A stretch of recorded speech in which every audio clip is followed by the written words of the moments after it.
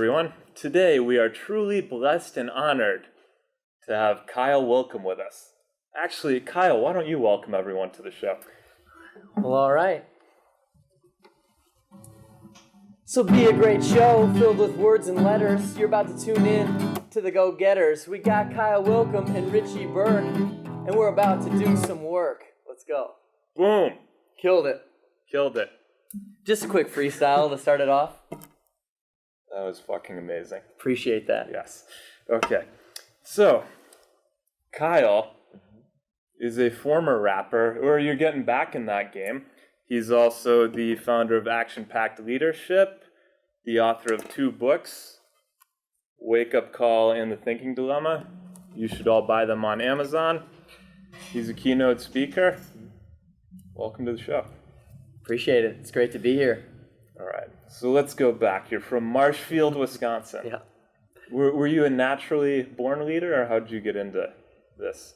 I think it's tough. I mean, I think a lot of people are born with certain skills, and to be self-aware enough to find out what those are and utilize those is important. But I feel like I was born with some sort of creativity to be able to push myself to start speaking, write some books, but also do kind of some comedic twists to some of it with my music that I do.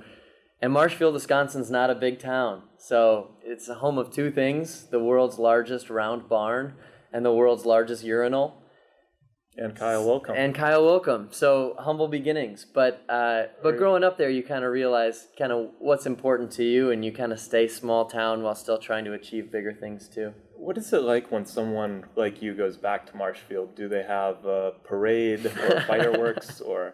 No parades, not yet. What about when Mike Lee goes back? When Mike Lee goes back, they probably shut the city down. I think he's got a key to the city now. That's what I thought. Yeah. All right. Just wanted to confirm that. Okay, so when we met, I believe we were at Marquette. Mm-hmm.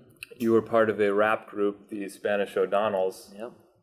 Who did some pretty cool stuff. I believe you were rapping with NBA legend Steve Novak. Yeah. Some other things. Dwayne Wade was in a video of ours. Wow. Yeah. Jimmy Butler. Future Hall of Famer Dwayne Wade. Yeah. Olympian Jimmy Butler. Mm-hmm. You look like the cleanest cut white kid I could imagine with a baby face. Yeah. What made you think you could rap? How did you get involved in that?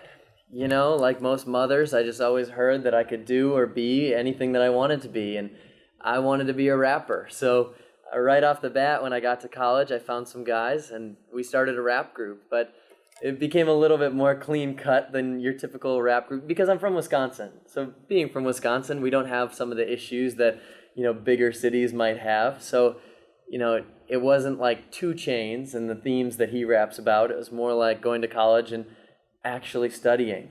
Or like our first gig that we actually got hired to do, we made a song about financial aid, which to be a paid rapper rapping about financial aid was pretty ironic to me. It's got to be a lot of Marshfield street cred. A lot of street cred. There. And you actually ended up getting sponsored by the school, right? Yeah. So they started hiring us to do videos for the tutoring program. So any of the graffiti that you see around Marshfield is all going to be grammatically correct. We started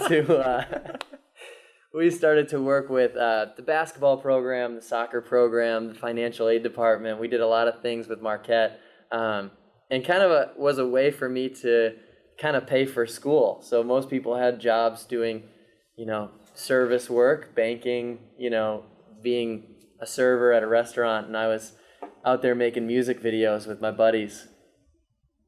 That is amazing. It was different. And inspirational. It was different. Okay, so you graduate and you're at focus training, putting on seminars for high schoolers on leadership, right? Yep. And when did you release this first book, Wake Up Call? So this book came out in 2013. You graduated in 2012. Right. Okay. Yep. Which was kind of a crazy transition. I know a lot of people their senior year of college have different priorities, but I decided to get addicted to coffee my senior year of college. And for me, I have normal high levels of energy, and so starting to drink coffee was crazy for me. I started getting up at like 3 a.m. and being like, what should I do? I don't have enough to do. Why am I not doing things? And that's how this book started to be written, is I started getting up early, going to coffee shops, writing. And when I graduated, I approached Focus Training and I said, hey, I think I have something here. And to my surprise, they wanted to publish it. They put me out there. I got to speak in 45 different states.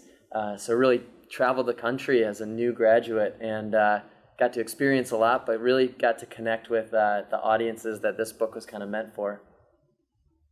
What was that like for you? Is it you're speaking in front of hundreds of people right out of school? Yeah. A part of it was nerve-wracking because you kind of think, like, why am I the expert? You know, because you're young. But a part of it was also really empowering to say, well, now I have a platform. You know, somebody believed in me enough to put my thoughts out there in the form of a book. And now the things that I'm saying actually have some legitimacy behind them.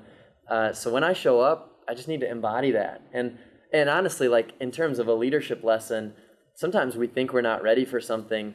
Most of the time we think we're not ready for things. But that's just the moment that you need to stand up a little bit straighter, walk a little bit more firm in your dedication, in your path, and say, you know, maybe I'm not fully ready for it, but I need to be confident and I need to go for it anyway. And I think that's kind of what the speaking was like, is a lot of times I was nervous out of my mind. I was sweating through my shirts, but I got up there and I was giving these speeches and decided to have a lot of fun with it with my guitar too. Yeah, that is an issue. It's imposter syndrome. I believe when people, you know, they feel like they're not adequate to go up and speak in front of an audience or do something or step way out of their comfort zone, or like, you're 23, what gives you the right to publish a book? You haven't done anything yet. And so many people said that to me too, is, well, what do you know about leadership? Or this is about the 5 essential lessons they don't teach you in school. And people said, well, you just got out of school. You know, how can you be criticizing? And I'm like, I'm not criticizing. I'm trying to help build people up outside of just that core curriculum that's offered in high schools, colleges.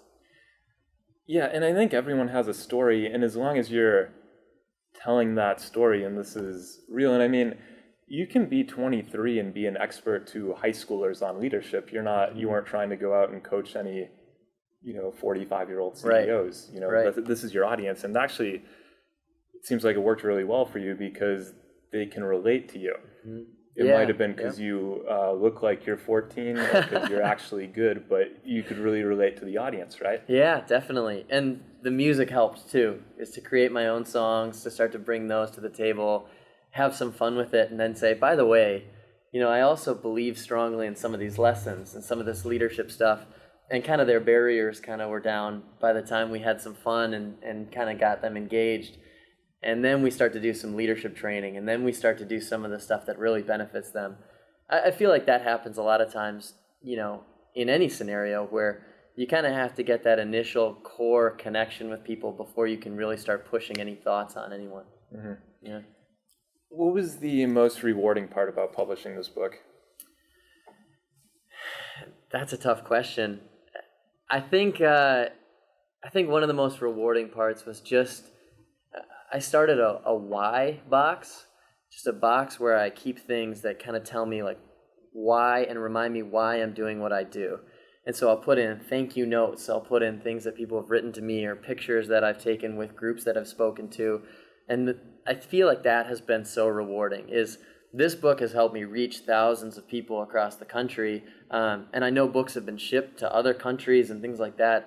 And so I have pictures of a classroom in Africa holding this book, and like to put that in my why box and every now and again go back and be like, wow, like this is why I'm doing this stuff, is I'm really hoping that it's having an impact on people and really reaching people on a level they haven't been reached before, to hopefully help them live kind of that action-packed life that I talk about in my company, in my speaking, all of these things. It's to kind of help develop strong young leaders based in action, not just in positive thought.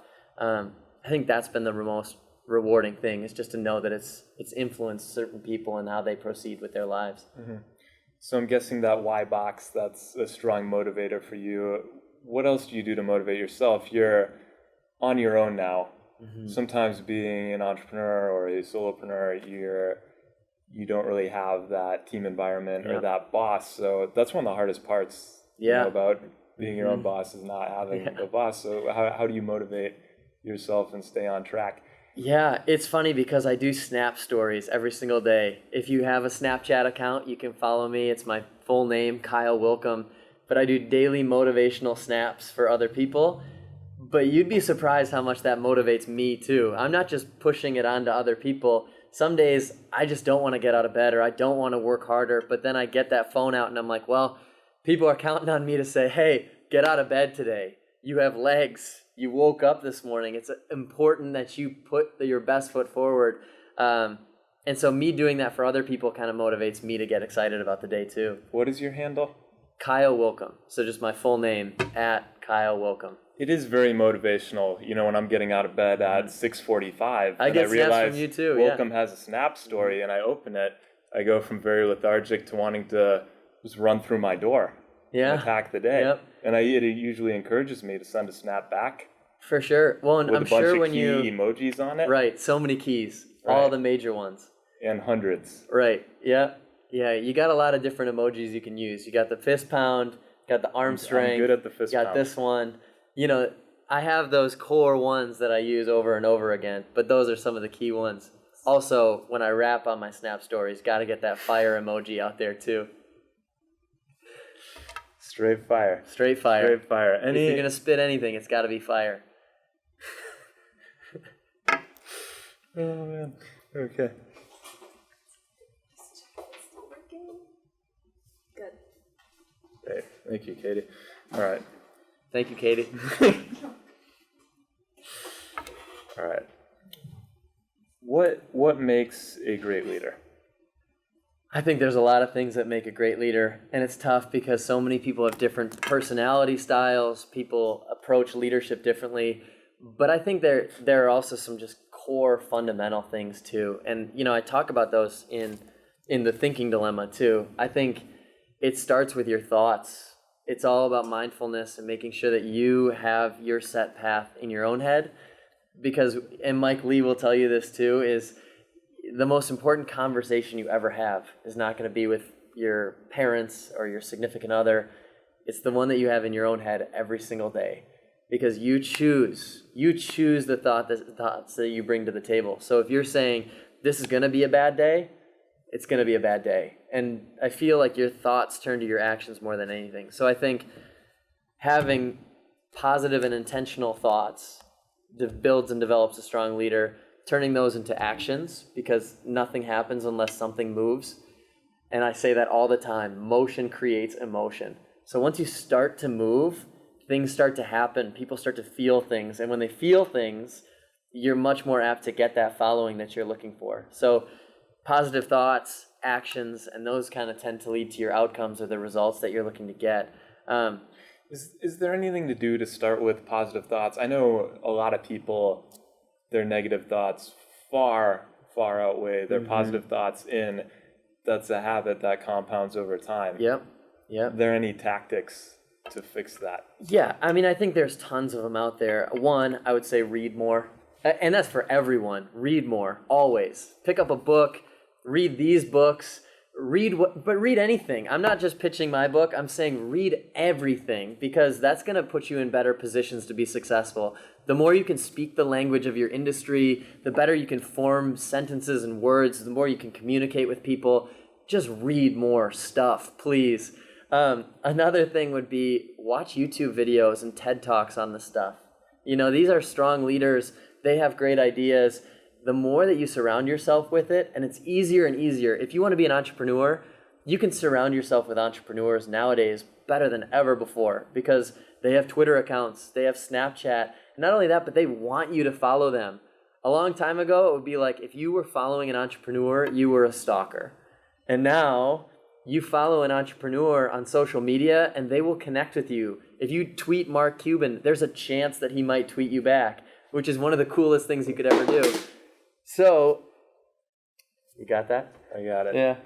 Not a very well constructed chair. You can keep going. You're on the wall. I'm sorry to interrupt. It's okay. It's okay. But I would just say read more, watch more videos, surround yourself with these things. And if you start to get more into mindfulness practices and training, start doing some yoga or go to a meditation class, do some guided meditation courses. You can have apps that you can download to do mindfulness training. You can do audible.com and start to listen to books on tape. And if you're a bad reader, you can put it on fast forward because most people can listen faster than they can actually read words on paper. But just putting yourself out there and getting those books, those TED Talks, surrounding yourself with the right people, that's all action based in like positive and intentional thought. And I just think it starts there. Yeah. In the yoga and meditation, that actually does work.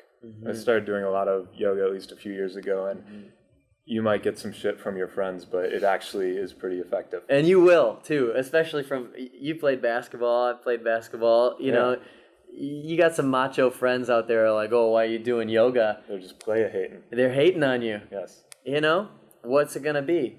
See him hating on a G. I just go out and do some yoga for free. That's the best type of yoga. Find a free class. They're the best. Oh, man. All right. Okay, so where do a lot of people kind of miss the boat on leadership? Are they just not, or just being a better person? Are they not intentional? They have no game plan. They're not doing modus accountability. Yeah, I love getting your accountability snaps. That's the greatest. I would say it's just negativity. Honestly, people complain so much. Everyone's complaining on Twitter. I follow you guys. I follow the people who are following me, and I keep track of them. And people are like, I'm so motivated today. And then I'm kind of like waiting. And then like 3 days later, they're like, I just finished binge watching like 12 episodes of Game of Thrones. I'm like, you're not that motivated, you know? And I'm not saying that like I'm working that much harder than people. You know, I watch Gary Vaynerchuk. That guy works incredibly hard, dawn till dusk, you know? Like, I probably can't compete with that. But I am saying that I'm not complaining about my life. And a lot of people are like, I can't get up this morning. I can't make this happen. I don't want to go to school. I'm too tired. Man, why did I have to do this? Why did I stay out so late? Most of that is their fault. And so I just think when you start with negativity, it just spirals into the rest of your work. If you're starting at a point where you're being negative, it's going to move into everything. Your life at home, your life at work, the things that you produce. I just don't think that you can stay super motivated when you don't have kind of a grateful heart and you're complaining about things. Yeah, I think the blame game, a lot of people do play that. One quote stuck out to me once. Is something along the lines of, everything that happens to you happens because of you. Just take responsibility for everything. And it really is true. I mean, you have a choice. You have a choice on who you surround yourself with, the habits you do every day, what job you have. I mean, it's a choice for most people. Right. Yeah, it's interesting because most people don't want to admit that it's a choice. Because once you admit that it's a choice, then you have to admit that you're just not making the choice. And people don't want to do that. And a lot of the times it's very, very uncomfortable to switch jobs or lose a bunch of weight or get out of a relationship that's become stagnant. It's whatever it is, making those switches can be very uncomfortable, but they always seem to be worth it in the long run. Yeah. But that's why a lot of people just kind of coast because they haven't quite hit rock bottom. Things aren't great, but they're in, that comfortable like 6 to 7 zone, and a lot of people spend their lives in that. Well, and range. I get it though. It's easy to be comfortable. It's easy to get comfortable doing things and stick with how they are. But I also think that if you really want to pursue something great and try to reach for something exceptional, that's way outside of a comfort box.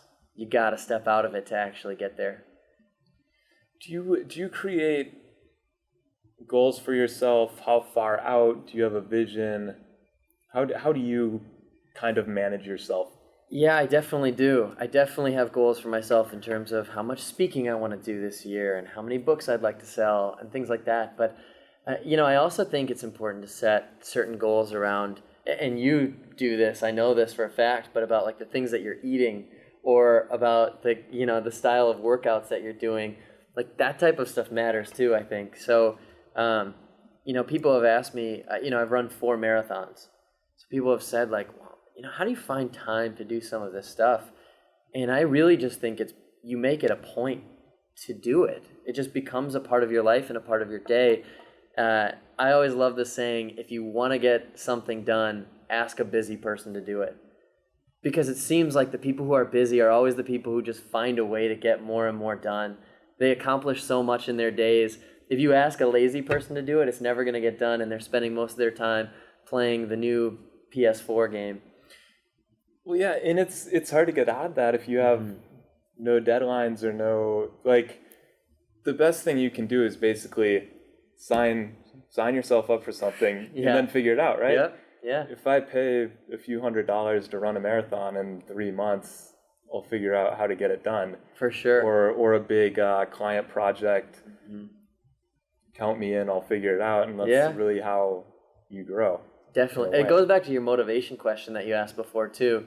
It's easier to stay motivated when you know that you have something looming. So if you said, hey, I committed to getting this done on this Friday, and I'm a week away, time to get motivated. You have some work to do. You got to get it done in those days leading up to it, because you've set that deadline and you need to be accountable for it. Right. Yeah. Right.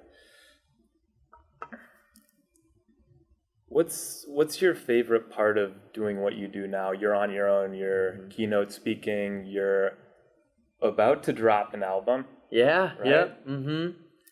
Yeah, dropping my first album. Wow. Can we get a preview? What genre is this? We know you have mad skills with the guitar by your introduction. You want me to play one? Absolutely. All right. Yeah. I definitely have not heard enough of your guitar by now. Let's go. So, let's go. I always try to explain. I'm just going to kick back and enjoy my beer. Sounds good. I always try to explain my music to people, and it's so hard to explain. So, I typically tell people it's musical comedy while doing acoustic rap. Which normally that type of description, no one has any clue. So this is what it might sound like. This is a song about an unfortunate experience I had once in my life. I might crash a party, I'd crash into my bed, I'd crash after a sugar high has left from my head. I might crush a golf ball, might even hit par, but I never wanted to crash my car. You could tell me that it is quite the mission just to get behind the wheel and try to avoid a collision. I think it's just superstition, cause I'm physically set. I've been crunches so long you'd think I was a Corvette. Oh! And mentally too, I think that was a given. Getting better every day, yeah, you could say that I'm driven. But other drivers on the road, what are they thinking? I've seen them turn left while their right signal's blinking. I've seen them switch lanes just to cut right back. Like, excuse me, Jeff Gordon, this isn't your personal racetrack. So if you see a bad driver, just one thing to do, safely slow down and get a good distance away from them. Cause I don't mess with you. I might crash a party, I crash into my bed. I crash after a sugar high has left from my head. I might crush a golf ball, might even hit par, but I never wanted to crash my car. Now, I'm going to do the second verse because I think the fans are going to like it, but... gotta do it for the fans. I gotta do it for the fans. Kids.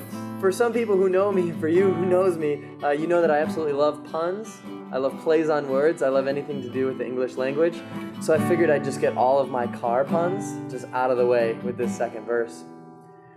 Some people flip rhymes while I practically tossed it. Car raps got me tired, maybe even exhausted. I'd be sparking up my circuits like my name is MacGyver, and my favorite Green Bay Packer, yeah, his name's Donald Driver.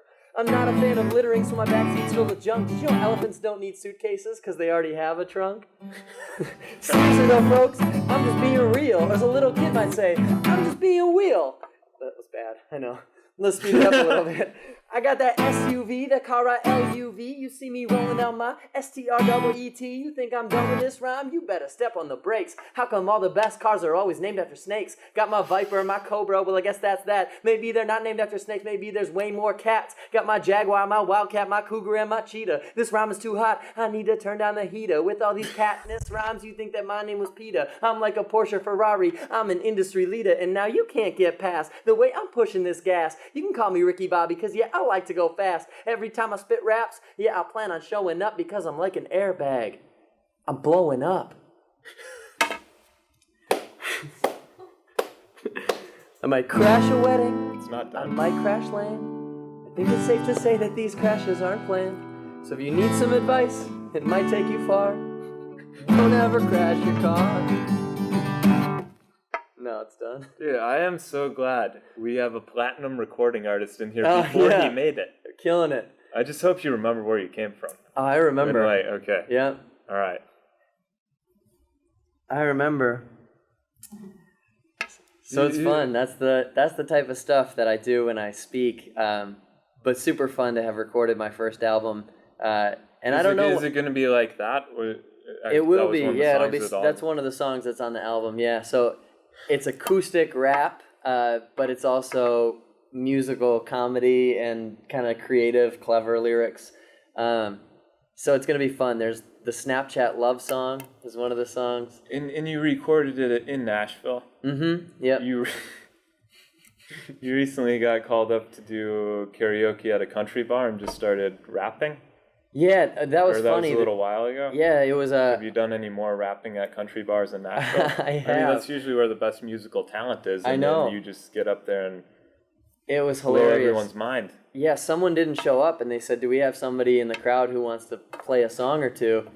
And I just got up there and just started rapping. And they actually asked me to come back the next week, so I came back and I played a few more songs for them. So I've performed a few times in Nashville now. It's been great. Do you get a lot of Nashville country bar groupies after you go and sing about crashing your car and puns and Pokemon and stuff? Not yet. Not yet. Not That's yet. Surprising. Mm-hmm. Okay. I've had a lot of great conversations. People come up and they're like, "That was hilarious," and I'm like, "You didn't get it, did you?" But it's been a blast. It's been a lot of fun. When you're doing that stuff, it's very interesting. I'll watch your videos. We've been on panels together. Mm-hmm. You do amazing at holding an audience in a day and age where everyone's on their phone. Yeah. Do you have any keys for captivating an audience for our audience? Yeah, I don't know. I mean, I feel like I'm a little bit ADD. So Right. to try to capture the hearts and minds of millions in my speeches, I feel like that's kind of how it needs to go. Is I'll play a song like that, but then bring it right back to like a leadership lesson, but then also switch gears, no car pun intended, switch gears again, and then move in a different direction. And I feel like I'm telling stories, but I also will respond really quickly to somebody who like yells something out in the crowd. And I'll just be really on top of something like that. So, I feel like I bring a lot of energy, but I know that a lot of people have different presentation styles. So I'm not a PowerPoint guy. I like to get up there, have a guitar, have 45 minutes or an hour, and just go and just feel the vibe of the crowd, kind of work with them, tell some jokes I've never told before, because I feel like that's how we kind of get to know each other as me on the stage and them in the crowd. But yeah, I just feel like a lot of it is energy, a lot of it is your content, and you can engage crowds that way. Do you have a routine before you go on? I always have the song "This Is How We Do It" by Montel Jordan, either playing Oh, I thought you were going to say Big Timers. Montel Jordan, that's a good song yeah, too. this Okay. is how we... Yeah. So I always have that either on or like just running through my head, because it's one of those songs that just makes me feel like my swagger is right. Absolutely. And when you have your swagger down, nothing else can compete. So that's going to be a soundbite, I think. When you have your swagger This is all down, a soundbite. this is all one big soundbite. I think so. Yeah, so, I get that song on. I usually do one or two Justin Bieber lines in songs just to make sure my range is right, because he's got that baby we're not boy cutting voice. this out. No. No. No. Go on. But yeah, I don't know. There's not too much warm-up or prep. I like to go out and talk to the people in the crowd and hear what they're interested in, what they want to hear about, make some jokes for them so that they're more apt to laugh and get their friends to laugh while I'm actually talking. So when you're doing a keynote, do you actually prepare the entire speech, or are you just kind of going out there and winging it, or is it a combination? No, usually I have things prepared. So, Okay. I prepare it, but there are definitely moments where I need to take a little bit of a tangent, because if there are times when you're losing the crowd, you need to have that like emotional intelligence as a speaker to say, hey, I see 4 people got their phone out, or I just know that like the way that their posture has sunk a little bit into their chairs. Sometimes there are lights and you can't see all of that, but if you can respond to your crowd like that and say, hey, quick tangent, and then go in a different direction for 2 minutes, and all right, back to the story. This is why I was telling you this. That's a cool way to keep your crowd along the way as well. Yeah, and I feel like a lot of speakers, they're so caught up in themselves, they're barely even noticing the audience when they're talking. Do you get nervous at all? Yeah, I do get nervous. Really? Yeah. Well, yeah, and it's funny because, I do musical comedy and things like that, but, I've seen great speakers. Like second grade, they told us to go and find like good speakers or ones that you could idolize or things like that. And you're like, oh, cool, presidents, you look them up and they're so strong and they make great hand gestures. So like Barack Obama's always like, hello. As my wife Michelle will tell you, 50 minutes of play a day makes for strong children.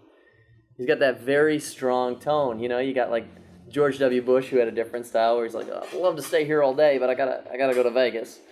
Then you got like Bill Clinton, who's like, I did not have sexual relations with that. But you look at these great speakers, and then I realize What question did I even ask you? You asked me if I get nervous. Okay. And so comparing yourself to great speakers is sometimes tough, but then you have to realize, I like how you were like, what question are you even talking about? I was just mesmerized by your impressions. Yeah. Yes. They're pretty bad, but that's fine. But it's funny because if you compare yourself to all of those people, you're never going to be yourself. You're going to be them or try to be them, and you can't. I can't be Barack Obama when I speak. That just isn't possible. And so I need to be the best version of me, come out there with my guitar, spit the fire that I know I can spit, and make sure that I'm like, but yeah, there's nerves there because there are other great speakers that I'm nothing like. No, you're not going to be Barack Obama, and you're not going to be Gary Vee as an entrepreneur. Right. It's interesting because almost everyone compares themselves to other people, especially people they aspire to be in their peer group, and it's really detrimental because everyone wants different things and has different DNA and has different goals and has a different definition of success deep down. So that's something I've struggled with over the years, and I think once you recognize like it's cool to be you, be yourself, then things start opening up. And I'm sure you, especially talking with a lot of high schoolers at that age, I mean, I've had that issue long after high school, and I think a lot of people do, but that's definitely I've struggled with it too. So I hear what you're saying because, try to be a leadership speaker who is taken seriously while also playing guitar and doing acoustic raps.